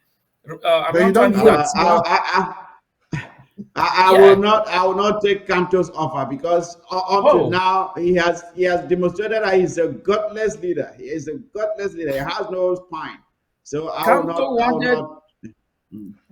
I will tell you right here that Kamto had attempted to use Ambazonians to meet to get our support. He at one time said they were going to Nigeria and Ghana to meet the president of Ghana and the president of Nigeria. So it was through Professor Alain Fogwe. So we should send a delegation so that they can go meet a president of Ghana and president of Nigeria and talk to them about our problem. So at the end, we have our intelligence. So our intelligence told us that Kanto he just wanted to use to sell himself, and thank God it didn't work. So I think, like per your question, Kamto, the Bamlikis are still going to fight back, and the Basa want to say, "Oh, now this is our time." This is our time to climb up that power. And the Nordists don't want to give it. They don't want to say, they say, no, we are taking it back. Because in the days of Ahidjo, Cameroon was better. So, and Camto again, one other intel I have is Camto is planning to come to us Ambazonians and say, oh, guys, you guys have to support me. When I take power, I'm going to give you guys a Comrade referendum. Sebastien, let's not go there again. Chairman Jackson, what's your take on that? I don't want to hear that come to anymore. Chairman Jackson, what's your take on it?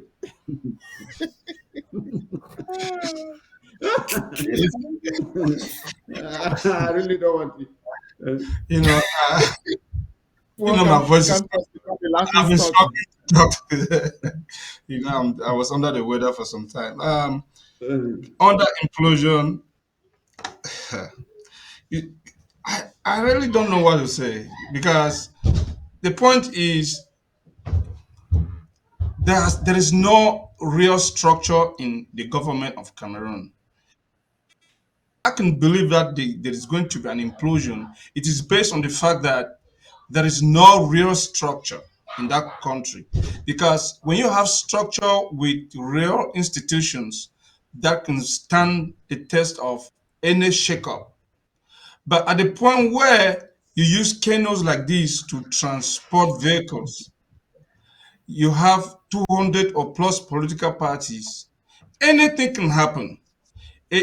Cameroon is just a typical African country run by dictatorship. And when you have dictatorship, you don't have efficiency, you don't have competence, you don't have the brains. People are put into places where they are not supposed to just because of their affiliation. So if you tell me about implosion based on these facts, I will say yes. But if you tell me implosion based on the mindset of the people that I've been dealing with for the past getting to 50 years, I'll say no. Yes, when I asked that question, I was asking in terms of, do we see any uprising coming from the populace to demand meaningful change in that country? And I would like I would like to have the. Excuse me. I would like for. Yeah, Excuse me. Yeah, I already told you. I brought the scenario of Matron Doki to tell you the mindset of the people that can do such a change. Yes. It is not there. You can go to any world market, you can buy it. Yes. Yeah, they just don't have it in them. They don't have it in them. And I agree with you. I agree with you. Comrade Mike, were you saying something? Yeah. Yes, I'm trying to make a point here. We should not forget the fact that we are in the digital world now. I mean, this is the 21st century. Remember, in those days, we had no access of the internet. We did not really know what was happening in what part of Cameroon or whatsoever. But now, let me tell you something. The youth are conscious. The fact that they don't talk, they are conscious. Remember, this guy was beaten up in Belgium. What is his name again? He was beaten. He was not beaten by Southern Cameroonians, but he was beaten by failure. Samuel. Yeah, that is his name. He was beaten by failure francophones. So these guys are getting, the awareness is growing. So it's not like before that things people just these guys in Belgium, these guys in Europe, they call the group what again? They have a big package for La Republique. It's cooking, it's boiling. It's boiling. They have a big package for La Republique. Let's hope. Let us hope that they will surprise us with that 90th minute penalty and bring some change. But you know what? But knowing what we know, we are talking about what we know. We are not talking about what we don't know yet. We are talking about what we know and reading the tea leaves as we see them. So I know we can lay that to rest now. But my question is this. And I would like some of the images of the really pathetic structures or structural problems that we have in the Republic: roads, water, hospitals, you name it. I would like for us to have some of this is a road. This is supposed to be a road, and you have. I mean, how desperate will a person be to even try to drive a car over something like this? I mean, You have to be very courageous to do it. Let's continue to see some of the images. This is the situation in La Republic du Cameroon as we speak. When we Mike, see this image, when we see these images, and this is an old man sitting in front of the house, and the most beautiful thing he has on the house is a poster of Paul Biya. And there's another image I would really like for us of a road, the very bad road where the vehicles cannot go, and that's supposed to be a classroom. This is a classroom where children are sharing this environment with snakes and spiders and Radiance, everything. Imagine when it's raining, where do these children go to? Where do the children go to? That is a classroom in the year 2022 in La Republique du Cameroon. Yeah, and that is a car. here's a picture of the day. A If I may government say official something here, brought his car. He has to get this car to the village as much as possible so the villagers can see that he has a car. But how is he going to get it there? There's no road. He has to put it on 2 boats, and then you see. I would have loved for this image here to be enhanced so you can see. If you look the T-shirt that this guy is wearing here, it says "Je vote pour Biya." That's why he says, "I vote pour Biya." He's standing there, but look at the state of the road. You vote pour Biya, and that is what you get for voting pour Biya. That is, Chairman Jackson. I agree with you that the mentality that where we see in La Republique du Cameroun today does not allow for the kind of change that is needed in such situations. There seems to be a certain level of docility, or people have just given up on trying and say, "On va faire comment?" That's always the thing. "On va faire comment?" We'll go do it. That is the people just have given up trying. And when they see you trying, they look at you as if you're crazy. They look at you as a troublemaker. So my question then is again is this: this is supposed to be a courthouse, Palais de Justice, right? That's a Palais de Justice. That means lawyers and magistrates go into this thing you see here to try cases.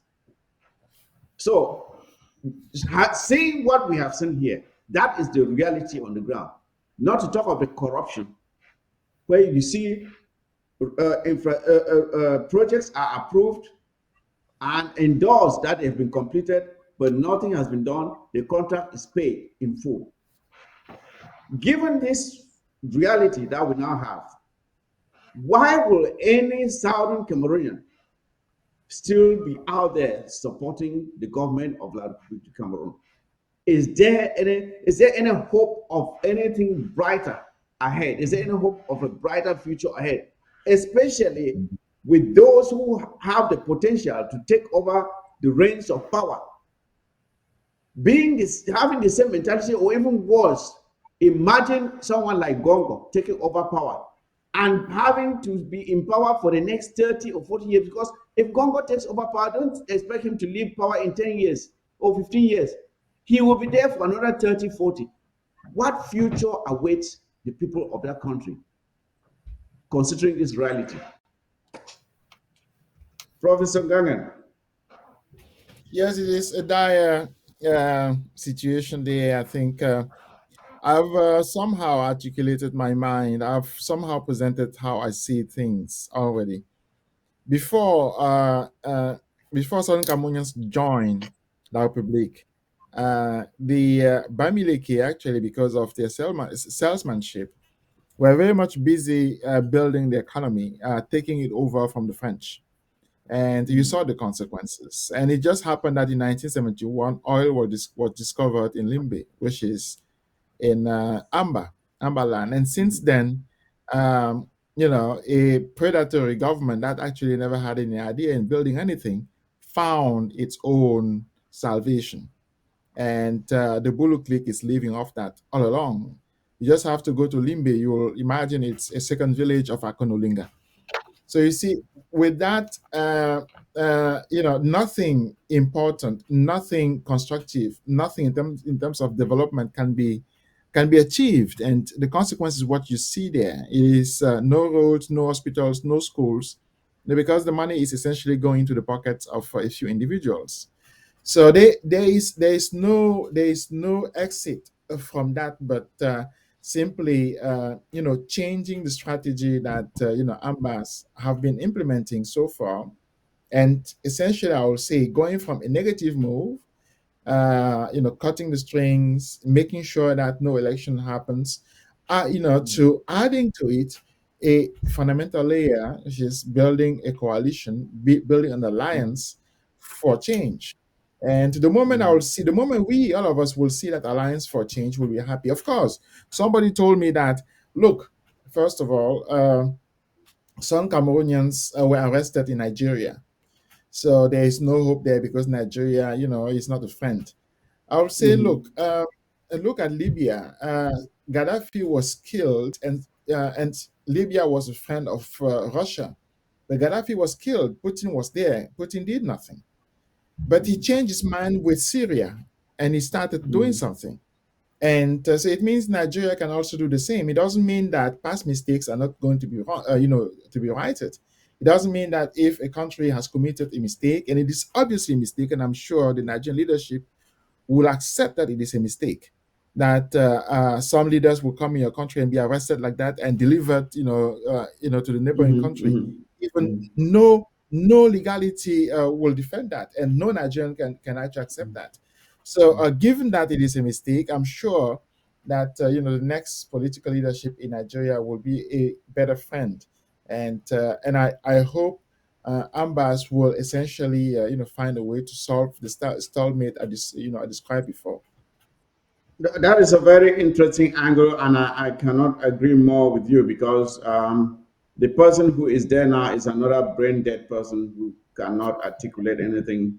When I look at that guy, I really don't know how he Buhari, became president. Uh, that's another Buhari, brain dead Buhari. He's just another useless That's another person ghost.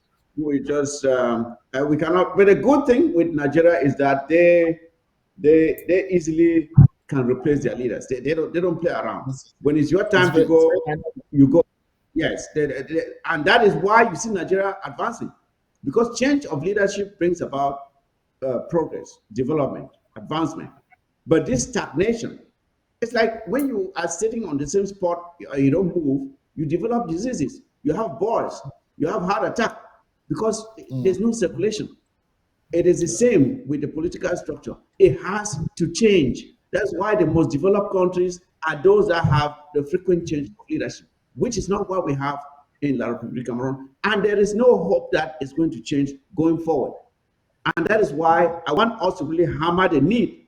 Why I wanted us to do this show is to emphasize to Southern Cameroonians and Ambazonians that until we break away from this system, because as long as we are part of this system, we will never be able to effect any meaningful change within that structure because we are viewed with suspicion. No matter how good the ideas are that we are bringing forth, nobody will listen to us because they view us with suspicion. And that's the same problem that the Bamilekes are facing. So we have to extract ourselves from this situation so we can take care of ourselves instead of trying to take care of people who are not even willing to take care of themselves. Uh, Chairman Jackson, do you agree with this assertion? But by the prof, yes, I think prof really articulated the whole thing. But there is something that that needs to happen in that country is that even the little that they want to do, they still do it wrong. I mean, if you can just put that picture of that vehicle trying to cross those two bridges on the screen, um, uh, let me show something to your viewers. Because when you are in a desperate situation, it calls for some desperate measures. But when you're in a desperate situation, you take two tree trunks, you line them parallel to the wheels of the vehicle. It shows that you don't even know what you are doing. I mean, like, who are these people? So, which means they need to change the mindset of these people and like groom them from scratch. It's difficult, but it's going to take a leadership to do that. And to subscribe to what Prof just said here, yes, it is true. What happens to the Southern Cameroonian leaders in Nigeria was an event that took place. But it does not still mean that that is going to close all the doors. We have to continuously search and build. You build these alliances so as to find a way to get to your objectives. You can't just stay and fight everybody, because if you want to fight everybody, you're going to run out of breath. So basically, that's what we need. That's what they need to do going forward right now. But for the guys that we think of having an implosion and then coming out of that implosion, if they're not careful, if they have that implosion, they might sink and continue to sink, because you cannot take a vehicle and put on that thing and you hope to drive on that thing like that. I mean, it's just crazy. It is. Yep. Talking about cultural differences, when you look at the Southern Cameroonians and French Cameroonians, and when we talk of French Cameroon, I always try to put out the family case, because they tend to have the same values and work ethic like us. We are talking about, when we talk of French Cameroon, we are talking about the others. Look at the way they operate. We understand that we know what self-reliance means. We know what community development means. We know how providing your own things, working together for the common good of the community, we know what that means. That is why we have PTAs. When they approve schools and they don't give us the schools, the parents come together and they put money together and they build the schools. That does not exist in La Republique du Cameroon. They don't know it. It is not in them to do these things. For them, they have to depend on the government to give them everything. When the government approves the school and fails to build a school, they go to school under a tree. No, we don't allow our children to go to school under a tree. We build the schools for them. It is in us to do whatever it takes to improve our standard of living, or our situation, our circumstances. You can try as much as you want. That is why in the colonial days of the Germans like to whip. I think there needs to be someone in La Republique who will make sure that the people are whipped into consciousness, because the people are so docile, so complacent, that they don't even know what they want in life. So I just want to agree with you that as much as some people may hope that there will be an epiphany that will certainly make these people to realize that there's a different way of doing things, it's not going to happen. It is not going to happen. And that is why we cannot continue to hedge our bets with these people. We have to extricate ourselves from this situation. Comrade Sebastien. Yes, can you hear me? Yes, sure. Okay, sure. I think from all what we've been saying, I think it's just the same way, in the same line, and following up with what you said and Comrade Jackson. I think the only way now for these people to try to get out of this boat is for groups like the Brigade Anti-Sardine and other groups that are full of youth that are trying to get out from that slumber should fight more, to fight harder. They should sensitize their citizens or their relatives back in La Republic and tell them, hey, look, why can we stay here and watch these phantoms, these ghosts keep rolling or giving us orders? So I think that is the only way they can come out from this. If not, it's going to be it's not going to be okay with La Republique. So I think I also go with what you were saying, that people need to work like with us, our culture. Southern Cameroonians, we have form of doing community work. I have a video that was sent to me from my community, from my own village, a video of all the villagers went to carry an electric pole. There were like 20 of them carrying an electric pole to go and replace a broken electric pole. That is what we call community work. Despite the fact that it should not be their responsibility to do that, but they did it anyway. matter of fact that I sent the video to the technician to play. That's what we call community work. You know, but in my years I live in La République, you won't see a thing like that. All they want is say, oh, quand j'étais à Paris, and they eat their bread and they study that they give to them. That thing, I don't know if it has some poison or some charm in it. That's all. Yeah, when the francophone, it has a sedative. yeah, when he's agitated, you give him bread and sardine, you are done. You are done with him. And then the worst one is treated export. You are finished. He goes by what you want. Yep, that is why I've always said that they see the world through the bottom of an empty bottle of beer. When you drink the beer and the bottle is empty, that's the video I was talking of. If you can see, that's a video of my community people. That's a video of my community people. You can see they came out to replace an electric pole. You see, that is not what they're supposed to do, but they know that they need that light, they need the electricity. So they came out to replace that electric pole by themselves. That pole, they carried it from somewhere maybe about 50 meters away to carry it, to come bury it there. So that's what we should encourage our people to do. Thank you. That is just impressive. That is impressive. That determination when you are serious about changing your circumstance, and that is how we have survived. And these people don't know this. They don't know this. So when we agitate, they think that we are troublemakers. We are just trying to bring about trouble unnecessarily. But it's because we know that there's a better option out there. There's something better out there if only we can work at it. This is what we need to change the situation. Comrade Mike. Yes, if I can come in here. You see, this aspect of communal life that is so engraved in the culture of Southern Cameroonians, it comes about because it is a human tendency. There is a tendency in humans that when they are faced with adversity, they will try to find a way out of it.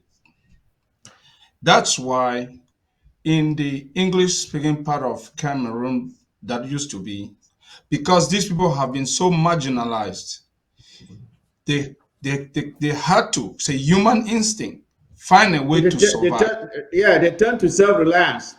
Yes, they turn to self-reliance, like what you see here. So this now became an asset, because if you go right to my own village, when it used to be a village before the war, the pipe-borne water was done by the community. Even in Sebastien's place in Jikwade, it was done by the community. There was nothing. Same with my place. Same with my place. We have the same thing there. So the whole of our area, I will tell you, if you have the son of the Dio and the son of a peasant farmer, the son of the peasant farmer is going to find a way to survive, and the son of the Dio will not be able to wash even a plate because there are servants that are washing plates in their house. Yes. That is what we are, and that's what made us. It was a disadvantage to us. It came out to be an advantage to us today, because we have learned to use what is in our environment to better our lives. Yep. Thank you for sharing that video. That was really good to see some of these things. When you talk about these things, people imagine that maybe you're just things.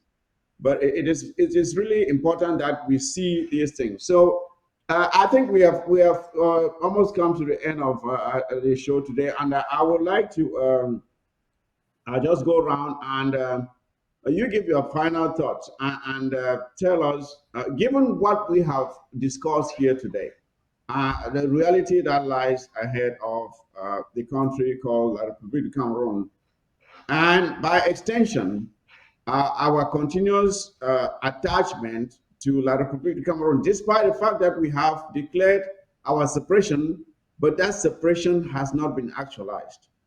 It has not been actualized. So the decisions that these people make still affect us. Their decisions still affect us. So until we actually are able to complete this separation, we will continue to suffer the consequences of these very ineffective leaders, if at all I can call them leaders. So I'd like for you to share your final thoughts before we end the show. What the way forward is? What should Ambazonians do to make sure that this separation is hastened so that our people can get some relief? Taking into consideration the fact that the future of La République du Cameroon is very, very bleak, because there is no chance in the near future that France will let go of this country. And as long as France continues to control what happens in that country, nothing good is going to happen. Nothing. You can trust me. Nothing positive is going to happen with that country, especially with the cultural inclinations of those in charge, the Betty Bulu Eton, whom we know as what we call a chop broke pot. They don't know how to manage anything. They don't know how to produce anything. All they know is how to consume. That's what they're best at. So, Professor Patrice, your final thoughts. And before I do that, I'd like to really thank you again for sharing the panel with us today. It was a pleasure having you. So, your final thoughts, please. Yes, no, I think I went, I was ahead of the game when I was talking about a new alliance. When I came out of jail in 2017, my own understanding, given the potential I saw in the Bamileke, my own Bamileke, given that potential, I mapped out a road which I called Alliance Amba Franco. In other words, an alliance between the progressive francophones, specifically the Bamileke and Amba. But obviously, it was killed by the Kanto people, starting in Toronto. So since then, they simply have moved away from anything Amba. So I think, given that reality, and given the reality that Amba people need a voice, a political voice, and have been living in a stalemate since 2017, and that stalemate is going to continue. I think it is essential that it continues. But the leadership, the Amba leadership, needs to find a new strategy. Of course, I'm very much happy that you have a new personnel. It was long time due that you had a new personnel, a new leadership. But it is essential, I think, that one reconsider, a work with Nigeria. They made a mistake, and I think they are capable of learning from it. And it's time to tap into the potential, because Nigeria has always been the backyard. It will always be. It will never change. Yep. It will always, even when you were not part of Cameroon, Nigeria was the backyard of Cameroon. So Nigeria will always be the backyard of any change. So it has to be thought about carefully and implemented really with intelligence. So that is where I see any change and any hope. Okay. Yes. Thank you again very much. Don't go yet, because I may take a few calls from our viewers, if possible, for them to express what they think about the show and what their own opinions are of what we just talked about. Comrade Sebastien, what are your final thoughts before we go to taking some questions from our viewers? Well, again, thanks for everybody for taking part. I think I would tell Ambazonians, some of them will be questioning, why are we talking about La République du Cameroon? How is it our business? But I want to assure Ambazonians that what happens in your backyard or in front of your house, it concerns you. Like what is happening in Nigeria, politically, economically, will always affect us in Ambazonia. So it is our responsibility to know what is happening in French Cameroon. I think I want to encourage Ambazonians that we are winning. Hear it from me, we are winning. Some of us talk to people in La République every day, we are winning. What we need to do is to keep on doing what we've been doing for the past 5 years. We are winning. La République thought they were going to declare this war on us, and 2 weeks, everybody was going to get into their shelves and it was going to be over. But we are here 5 years counting, and we are not shaking. We are winning. All what we need to do is to keep on imposing these economic sanctions on La République. We need to stop La République. We need to deprive them from, if we even have a way to deprive them from oxygen, we should deprive them from oxygen that comes from our from Amazonia. In that way, not long from now, La Republic is going to come begging. We just need to keep on doing what we are doing. We need to keep it up. We are winning. And again, I will tell Ambazonians, if anybody out there say we are not winning this war, forget about the fake people that came on ABS yesterday and were saying, oh, this. No, we are winning. We are winning fatly. Thank you. Okay. Thank you. Thank you very much, Comrade Sebastien. Your final thoughts. I think we're running out of time. We may not be able to take questions today. I'm sorry, the viewers may have been anticipating. But Chairman Jackson, your final thoughts. My final thought is that I just wish to have a day that people will not sit and listen to the sous-prefect, the DOs, and the governors. That is the most toxic thing that has happened. Somebody's Sorry. phone. Yeah, that is the most toxic thing that has happened to that country, and that is what has been killing the English-speaking people and the Southern Cameroonians. The day we shall not have those who prefer, I'm going to throw a party for all of you. That is just my wish. All right. Thank you very much. Thank you very much.